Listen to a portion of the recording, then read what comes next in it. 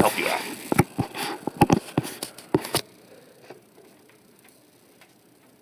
So last class, again, we did the introductions. We talked a little bit about interpersonal communication, including what interpersonal communication is.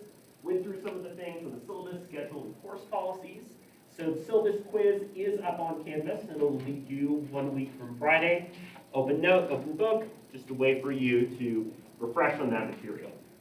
One thing I wanted to check in on, are you all able to hear me okay? Projections sounding good? Awesome. I did get a voice amplifier, but because I come from speech and debate, I feel like I'm kind of loud and project a lot. So if at any point I'm not clear or you're not hearing me very well, please let me know, and I'm happy to help you out. Also, if I'm ever going too fast or you'd like me to review a previous slide or anything like that, just let me know, and I'm happy to do that. Those slides will also be available after class, so you don't have to get everything down word for word. I know that at times can be a stress while you're trying to focus on what I might be talking about. So, for today's class, I want us to talk a little bit about the blog post that you all wrote about for this prompt. We'll also do kind of a quick crash course into communication as a discipline. How many of you are taking your very first course in communication? Yeah, so just about all of you, right? Interpersonal communication is a great intro course, right? If you are not sure about your major yet, you're still thinking about it, it's a great way to understand what communication is and some of the things we do. If you're not a major, that's great too. I think it's really awesome in Eastern Oregon that you have the chance to try out and see just a lot of different areas, including, sociology, history, political science, and so on, right? So we think about those as majors or as disciplines. Communication is one of those disciplines too. So today's class is a chance for us to understand what communication is as a discipline, and then more specifically, where interpersonal communication fits within that. So, this article, Did Internet Trends Fill the Gap Left by Social Distance? I asked you to think about some of the things that stood out to you in terms of passages, stories, things you might have found relatable or interesting, or things that resonated with you. So I'd love to hear from a few folks. What did you write about? What are some of the things that really stood out to you? Yeah? I thought it was interesting, how many people join social media networks. Because, I know I did the same thing and, joined TikTok and, have been kind of obsessed with it lately. Yeah. A little too much, but I thought it was interesting to see how, the numbers clearly went up, during the pandemic. Yeah, absolutely. I talked about how they had two people throughout the article, talking about their experiences with their online friends, how one kind of friend group wasn't as close anymore, at least broken up, but one friend group took advantage of that and kind of being in person after being online. Yeah. Really like both of these comments, right? Because it gets into the ways that we really try to seek relationships through things like social media, right? And participating and being involved. I've noticed a lot of times when people have a lot going on in their lives, like face-to-face in particular, they post on social media a lot less. They just don't have as much time for it. I guess Instagram might be an exception, right? People are always posting, look at all the cool stuff I'm doing, right? On Instagram, but it does seem like there's that kind of relationship. And I like your point too about friendships being formed online. Maybe when things open up and people are able to spend more time with each other, they switch to that, right? How many folks here have felt like their friendships and relationships have changed pretty significantly this past year and a half related to COVID? Yeah, so a few of you. There's definitely been some pretty major changes in terms of who we can connect with, how we can connect with them, and so on, right? A lot of people have had the chance to live closer to folks like family, or some people have not been able to spend time, right? Have been isolated, living far away, right? A lot of folks, like international students, don't have the same ability to travel and see family quite as easily. What other things stood out to you? Love to hear from a couple more folks. I kind of said what you said, although it was a good way to, when we were all shut down, it was a good way to stay connected and everything, but now that life is picking back up, I know when I get busy, like the last thing I do is stop to text a bunch of friends. Right. You know, I just kind of keep going throughout my day. And she said that she feels that like everyone will stay in touch, and you know, it depends if staying in touch is like in your post or like actually like, hey, how was your day? You know, what are you doing Sure. right now? Things like that. Sure. You know, one thing that's really interesting to follow in terms of interpersonal communication is that, like, sometimes the stakes and the rules about communicating one-on-one online are a lot different, right? Ghosting is a lot more common, where people don't message each other for long periods of time. But if you're seeing somebody like a coworker on a regular basis, you're a lot more compelled to say hello or interact with them on a regular basis, right? So technology has a lot more opportunities for connection, but it's also a lot easier for you to disconnect. And that has a big impact on how meaningful we might see our interpersonal relationships, for sure. Any other thoughts, things that stood out to you, things that you noticed, things that maybe resonated or related to you in reading through these experiences?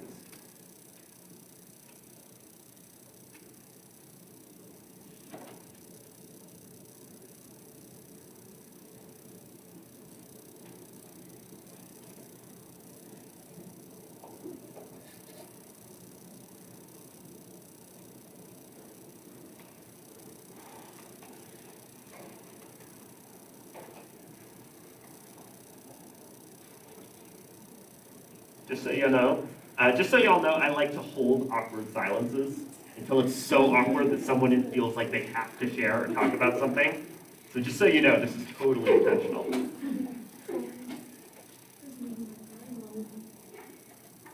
Also share, you know, an experience you've had where you feel like your relationship has changed. Yeah. I just didn't remember the quote, so I was fine. But it said something about feeling closer to some of her online friends instead of her offline, her in-person friends. Mm-hmm. And or he said that, sorry. I didn't agree with that. Like, I just thought it was interesting how someone can feel connected to someone over online. Yeah.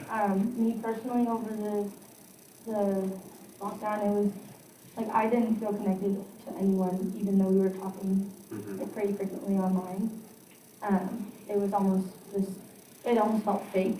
Yeah. A lot of the time, but yeah. Yeah, I mean, I feel like this past year and a half has really shown us both the benefits as well as like the limits and boundaries of online communication, right? Like through Zoom, you have a lot of opportunities to connect with a ton of different people, but there's a lot of ways that that feels unfulfilling or unsatisfying. In fact, there was a recent study that was published. How many of folks who have been on Zoom for classes or just meetings or whatever, like, feel really tired afterwards? It's kind of worn out. Yeah, Zoom fatigue's a thing, right? And there have actually been studies about why interpersonally that's so exhausting. A lot of it is because, since it's a flat screen, we can't pick up on nonverbal behavior as easily, you know, like we would in a 3D space, like our distance to somebody else. It's harder to detect things like facial expressions on screen, especially if it's a small box, right? So our brain is working overtime to try to make sense of and figure out what's going on the screen. And so we don't have those same hurdles and challenges face to face. That's definitely a big drawback that we felt. How many folks have played or heard of the video game Among Us? Yeah, so several of you, right? It's funny. What's that? She said something. I said that game's goated. Yeah, I mean, it's funny because that was like, it came out like 2 or 3 years ago. It's not very popular, right? But suddenly, with COVID-19, the game got really, really popular. And the whole premise, for folks who aren't familiar, right, is that you're like you're on a spaceship, and you, along with several other people, are trying to figure out who the imposters are that are trying to kill the other people, right? And so one of the big components of that game is that you have this like meeting where everybody talks through audio and is trying to figure out who the imposter is. And there's so many interesting elements of communication happening there where people are blaming each other or trying to explain why they're innocent, right? But in many ways, a game like that helped to fill the void or the anxieties that we were feeling, right? We had not only escapism, but we had the opportunity to connect with other people in a lighthearted way. Most of the time we think about something like that more as small group rather than interpersonal communication. But it's an example of how our communication has changed and how we're compensating for our needs in new ways. So I think folks have shared some really good and I think really relatable insights here on some of the challenges that we have with communicating over this past year and a half, and specifically its connection to interpersonal communication. Can somebody just remind us, kind of in their own words, what is interpersonal communication? What does interpersonal communication involve? Basically just two people communicating in any way, just like in person or through Yeah. So, right, the big component here of interpersonal communication is that it is two people, right? It's dyadic. Another thing that I'd add on to your definition, right, is yes, it can use all sorts of forms. It can use Facebook, Twitter, TikTok, and so on, right, between those two people. It can also be face-to-face, it can also be over the phone. It also needs to be meaningful, right? It has to matter and impact the other person. So if you are sending messages to somebody that's blocked you, that wouldn't count as interpersonal communication because the other person isn't getting those messages. They aren't participating themselves. It's one way. So that gets the idea that interpersonal communication has to matter to both of us. And it's something we do all the time, right? On any given day. I challenge you to count the number of times you have an interpersonal interaction with somebody else, right? Whether it's talking on the phone with a friend, sending a text, going to a class, and talking with somebody after class, right? It happens so much. So let's broaden that out in terms of defining what communication is as a whole. And I want to break down this definition for us, because I think a lot of times, especially if you've never taken a course in communication, you might be confused as to what communication covers as a discipline or as a major compared to something like sociology, anthropology, and so on. Communication is the use of symbols to convey shared meaning, right? It is using symbols, and symbols can take a lot of different forms in order to convey an idea, a thought, a concern, so on. So in order to break down this definition, I want to talk about both of these highlighted parts, both the use of symbols and the idea of shared meaning. Words are symbols, right? If I write down DOG for dog, right, that is not a dog. That's a series of squiggles and lines and curves that our brains have been conditioned to pick up on and to read and think, oh, that must be a dog, right? So words themselves are symbols because they are representing or standing in for the thing that we're trying to express, right?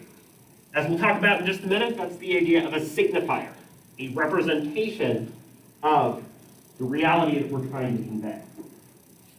So words are definitely an example of symbols that we can use to convey meaning to somebody else. What might be other kinds of symbols? like pictures. Pictures, yeah, absolutely. So, how are you doing today? And somebody sends a photo of themselves on a beach, right? Probably doing pretty good, enjoying the day, and so on, right? So we use things like pictures. We also use stuff like emojis, right? Or other ways of expressing feeling using symbols. So pictures are a really good example. What else? Gestures? Gestures. I'm really glad you bring that up because nonverbal communication is a huge part of what we do. In fact, when it comes to face-to-face interactions, study after study tells us that we communicate more nonverbally than verbally, right? If I was to say something like, I'm really happy to see you, you're going to listen to the tone, the way that I said it. You are more concerned with that, where I'm seeming angry or frustrated or bored, than the content, right? I'm happy to see you. In fact, our brains are conditioned to more likely believe how something is said and to see that as more credible than the content that's being said, right? You say one thing, but you mean another, right? And so we oftentimes will use those nonverbal cues. And we'll talk a lot about nonverbal communication later on in the quarter, but it covers so many different things, right? Gestures. It also covers things like physical proximity. It covers our use of touch. It even covers things like our tone, our volume, our pitch, and so on. But so many of these different nuances help us to make sense of each other. Any other ideas for what might count as a symbol? Music, yeah, right? So music is definitely communication, right? Most of the time it's not interpersonal communication unless you are like singing to one person, right? But music really is using symbols. Oftentimes we see like imagery, metaphor, simile, so on, right? All the time as a way of conveying experience. Is a tattoo a symbol? Yeah, absolutely. Whether it's, you just had a silly night and you got a really silly tattoo, and you have a funny story about that, or you've spent years planning out like a significant tattoo that represents your family and your experience. It is a symbol that conveys something that's meaningful to you, and something you might choose to share with other people, right? In addition to that, you might think about signs. For instance, a stop sign, a pedestrian sign, right? A deer crossing sign, and I've learned from living in LaGrange for a few days now that a deer crossing sign actually means there are going to be deer crossing the street as you get by, right? So we use symbols all the time. They can be a series of squiggles that make what we call a word. They can be the use of images, and so on. And it conveys this idea of shared meaning, that we get something out of what's being communicated. So if somebody is speaking in a different language and we don't pick up on what they have to say, that's not shared meaning. We don't know the words, the phrases, the ideas, and so on that somebody's talking about. Maybe they start talking about a friend and you have no idea who this person is. You've never met them before, right? That's losing shared meaning. And so a lot of the challenges that we have with communication, including interpersonal communication, deals with what's lost in translation.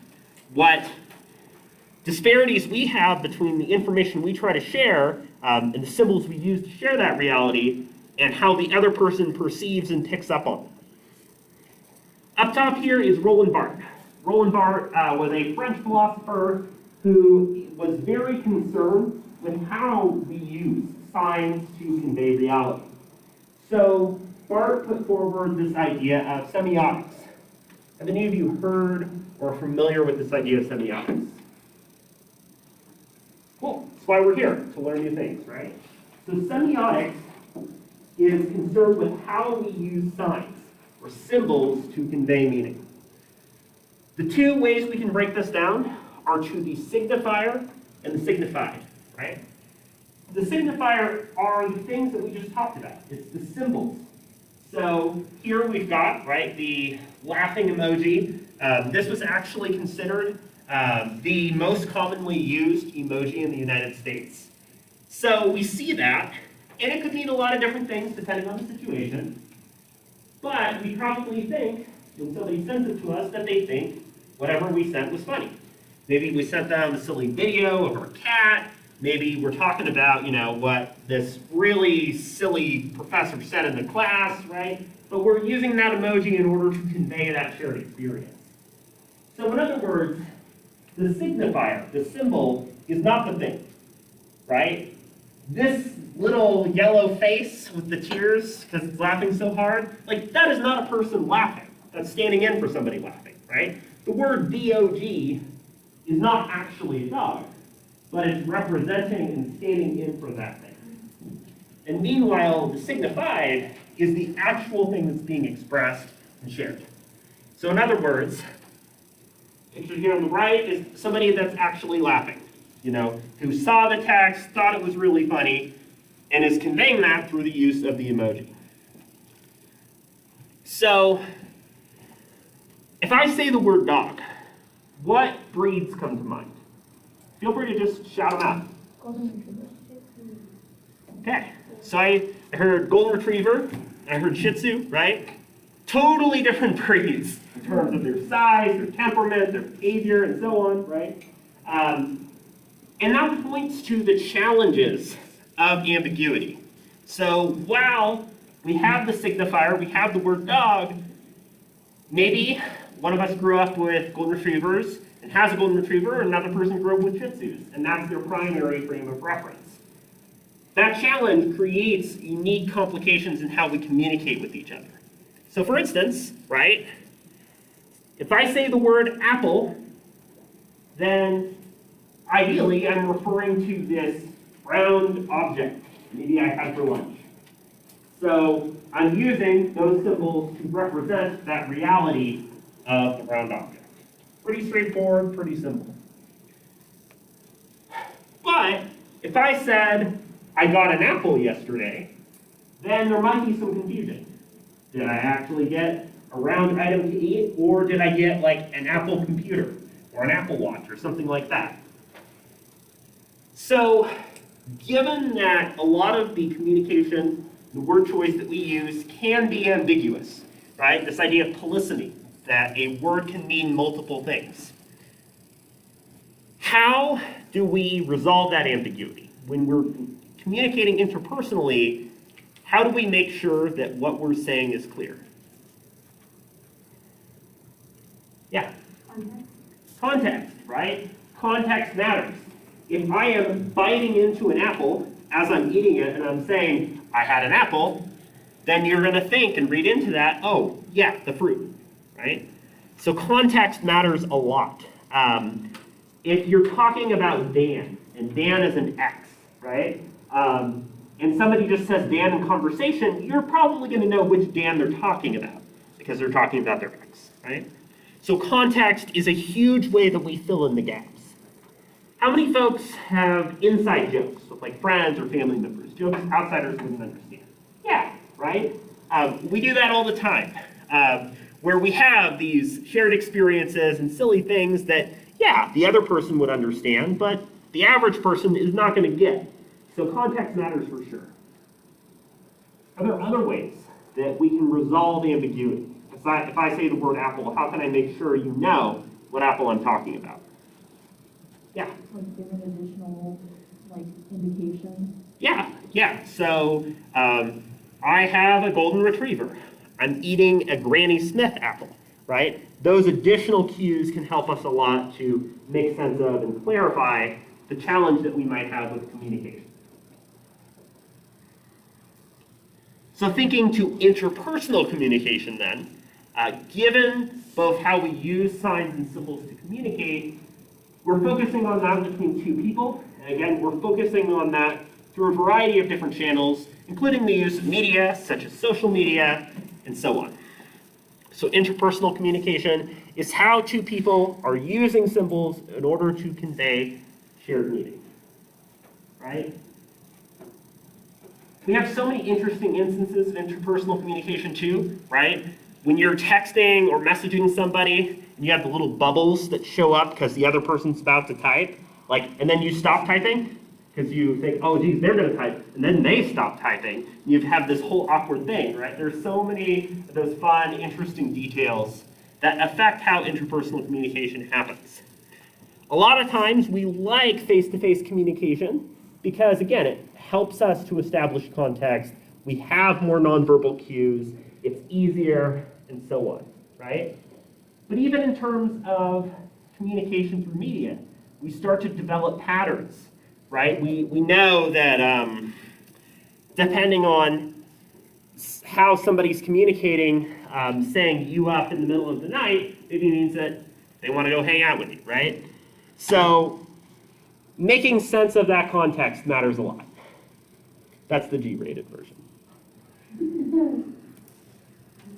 So communication, I mentioned before, this is kind of an intro or survey to what communication is. If you're thinking about taking other communication classes, I think this is a great way for us to understand where interpersonal communication is. I think for this class, it's really good for us to know the scope of what it is we're doing, right? So we're here, second from the top. The very top is what is called intrapersonal communication. So intrapersonal communication is not something that we typically offer as a full class. There's some interesting work in it, for sure. but it's more of kind of a thing we talk about a little bit, including next week. I made a reference on Monday to Bo Burnham's Inside. I don't know how many folks have seen that, but it is a Netflix special thing that is the stand-up comedian Bo Burnham, who just is basically recording himself in a single room throughout the whole film. And throughout it, he has a lot of these kinds of monologues and passages where he's talking to himself about his own anxieties and concerns, especially surrounding COVID-19. It's kind of meant to be sad and funny at the same time. It's an example of intrapersonal communication, of talking to yourself. How many folks? Oh yeah, go for it.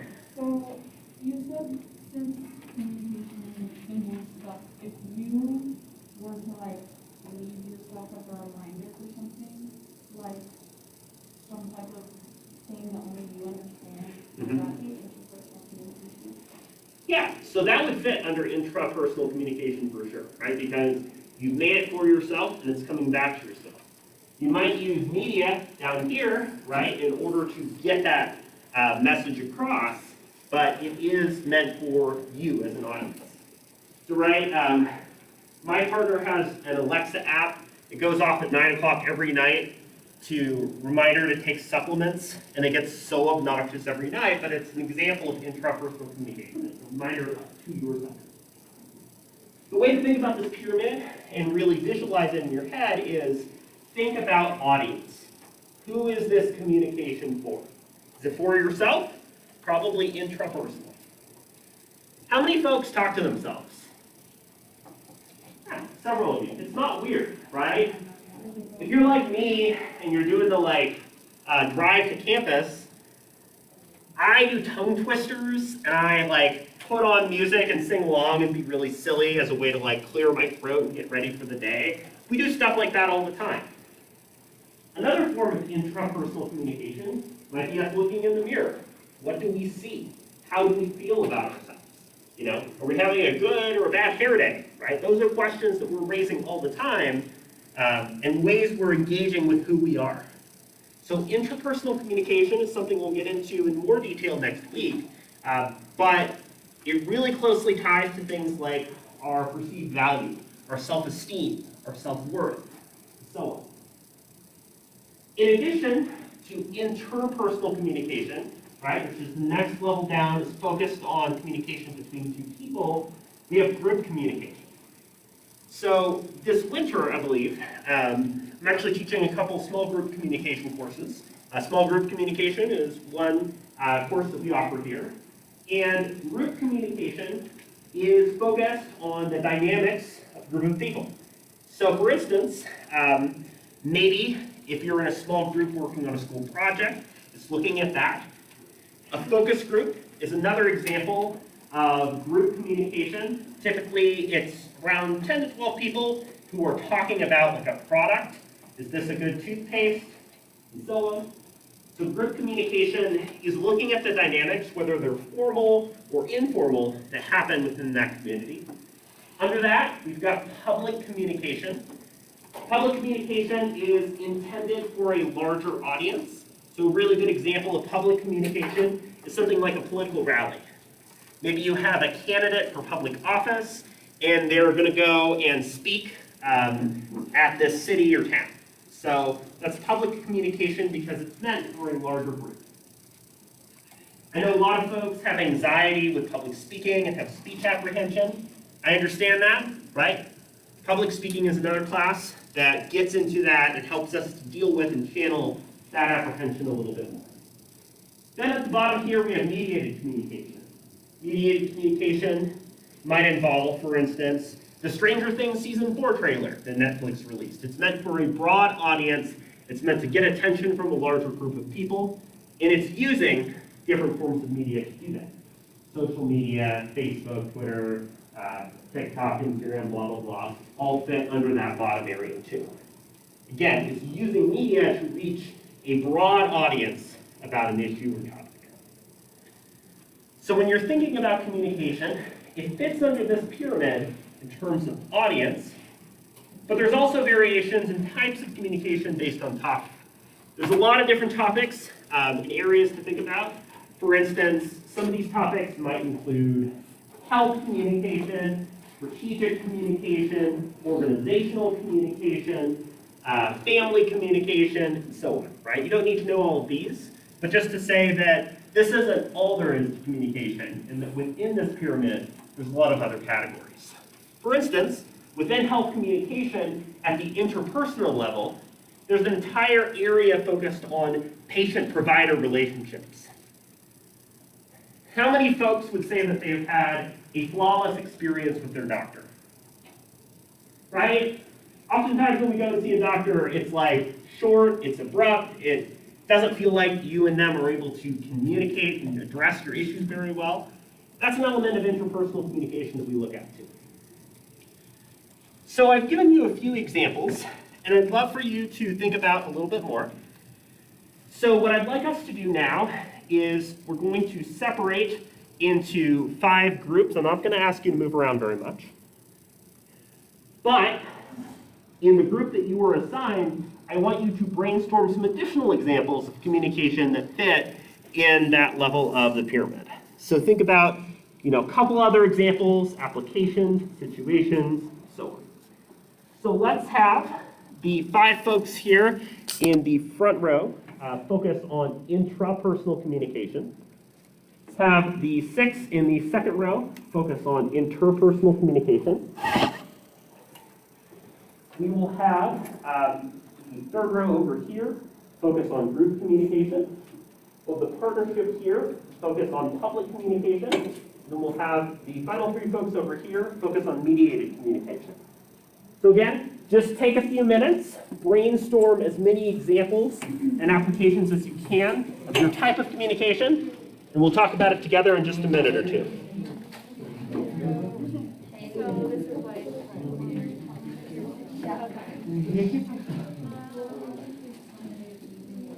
like setting reminders for yourself, telling yourself day to day, like, oh, I need to get my keys, like things like that.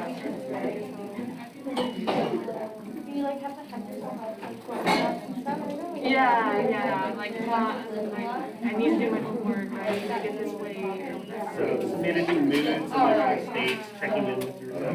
Yeah. And then I think we talked about on Monday, like, if you like really like a celebrity, and like you're always commenting. What? Isn't that one? Oh, I thought you said testing. I don't know. One of them was like he was talking about like if like you really like Texting celebrity for sure. and like you And form you a might even relationship consider with them, based but on it's the not way really that somebody's the going same. to like what factor you're using, how that's different. Yeah. So I can't remember Like a what dating he app like said. Bumble, where typically, like in a heterosexual context, women are the first to communicate, right? It changes a lot of the ways that your communication plays out. So they're not putting into the relationship, it's just you putting it all. Yeah, like you making up someone in your head that like,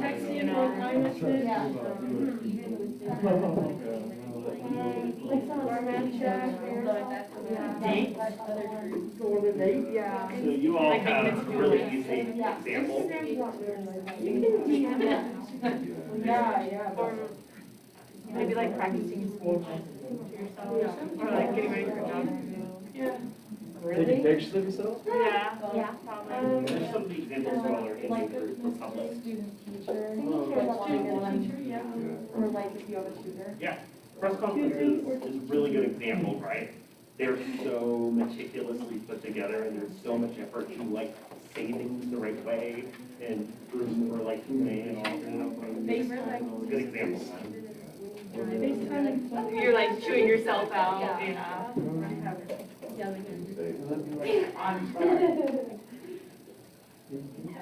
Facebook, Snapchat, Twitter, all of us. Pretty much having conversations, setting up. It's also interesting too when you're thinking about mediated communication, like how long something stays on, right? Snapchat, ideally you only see once. Like maybe when it could be Or like Instagram Facebook story. There's not only interesting for reaching an audience, but how long is it going to be? Also like the second one. Oh, yeah,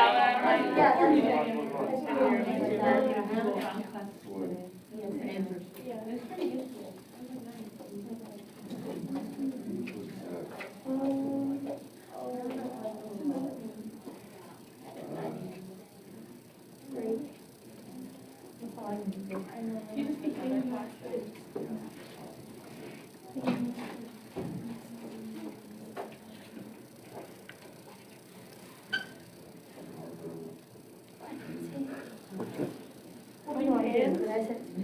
So it seems like a lot of the conversation is starting to die down, so maybe take just another minute or so to finish up, and I'll have each group share some of the examples they came up with.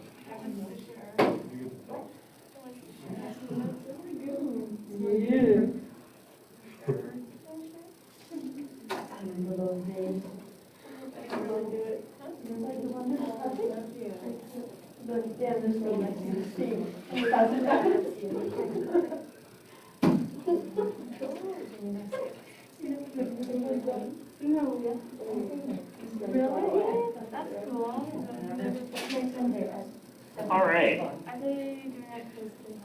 So why don't we start from the bottom of the pyramid and work our way up? So let's start with the mediated communication group on the bottom. What were some examples that you all came up with? So like, some examples we have is when like how long things are out there for, like Snapchat. You get Snapchat, you see it once, unless you replay it, stories are there for 24 hours. Your Facebook and Instagram stories are there for 24 hours, unless they're, reposted or something. Your things on Facebook are there forever unless you delete them. The same on Instagram and Twitter. Tweets get reposted all over the time or reshared and everything. Yeah. And so all the social media aspects of that.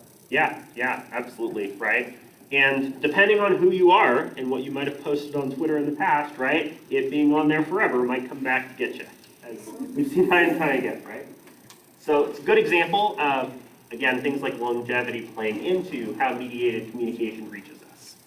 Next up, public communication. So, political speeches, press conferences, public speaking events, comedy shows, something like that. Yeah. So things like, comedy or stand-up definitely play a big role. As I brought up to that group, things like press conferences, like there is so much rehearsal and preparation that gets into that. And there's so much preparation that goes into something that seems kind of conversational. It seems like a Q&A, but it's very much prepared. So public communication definitely has a lot of constraints and challenges that different areas like organizational or strategic communication look into. Group communication.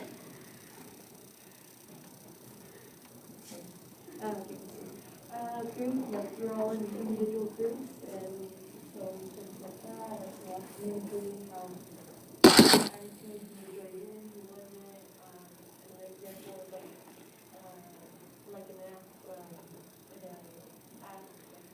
soccer team or a football team, and that even goes into other groups. Yeah. Like varsity, JV, so. Yeah. Right? And your example, something like, sports team or extracurricular, it's interesting to follow all of the rules and norms that members of that group or team create, right? So, there might be a lot of jargon that an outsider doesn't know. It's 40 love in tennis. If you don't know the scores and how that works in tennis, then you're not going to be very familiar with that technical communication. Interpersonal. Some examples like tutoring or like student-teacher relationships one-on-one. Mm-hmm. Yeah, tutoring, those kinds of relationships are important too. One thing we'll talk about as the quarter progresses is the role that things like power and culture and so on play, right? Not every relationship feels like everybody is a peer. And so there's unique dynamics and challenges. Like if you're talking to your boss, right, you're probably going to have greater anxiety and talk more formally than normal. So those dynamics of how interpersonal communication works are really important. Finally, intrapersonal communication. So you can do things like singing to yourself, taking yourself notes, setting alarms like you said, or talking to yourself in the car. Yeah. Like when you make a mistake and you're like, what the heck, but Yeah, you're yeah. just talking to yourself, things like that. Yeah, right? And again, we use a lot of interpersonal communication for kind of personal maintenance, right? These are really good examples that folks put together, and I wanted to have us look at this pyramid and talk about this, because if we're focusing on this second from the top, second right here, we need to know what distinguishes it from other types of communication. And I will also say, in the past year and a half in particular, these lines have gotten a lot blurrier. There's things that cross over a lot more often. Maybe you're in a class, but you have a professor who doesn't know how to use the chat, and you're just having a conversation with somebody else in the class because you two are the only ones using the chat, right? So thank you all for sharing and putting some of these ideas together. I want to do kind of a quick wrap up to recap the things that we learned from today. First of all, we talked about what communication is at a sort of fundamental level, right? So you can think back to that laughing emoji. We use symbols like an emoji to convey shared meaning, although, as I'm told, a boomer using a laughing emoji because, you know, grandma posted another Minion meme is going to be different than a millennial probably using an emoji in a genuine way from a Gen Zer using an emoji in an ironic way, right? There's differences in ambiguity there, but we use communication to share meaning. Interpersonal communication, second from the top, is focused on two people, and it's meaningful, right? It matters to the other person. And lastly, we talked about that pyramid as a way of breaking down and making sense of the different parts of communication as a whole. So for next class, the ebook is available on Canvas. I've also cut down, since it's a really big PDF download, to a snippet. So if you click on the schedule on Canvas, and you click on the read branch 37 to 52, 63 to 68, that's the section that I'm asking you to read, and it'll just load a PDF with only those pages on there. What we went over for today is from chapter 1 of the textbook, which I did not ask you to read, but you're welcome to review it if you want to know and want to refresh back on some things in communications. Otherwise, please read that. Let me know if you have any trouble with accessing the Reading for Friday. Finish that intro survey if you haven't already. That just gives me a chance to know what's going well and what I can do to help you. And we'll do a deeper dive into interpersonal communication specifically next class. Please pass forward and bring up your intro activity beginning class today. I'll use that to take attendance. Make sure that your name is on your sheet of paper as you're handing that up. Otherwise, I hope you all have an awesome afternoon, and I will see you again on Friday. Thank you. Awesome. Thanks so much. Have a good afternoon. Thank you. Thanks. Thank you. Thank you. Yeah, thanks.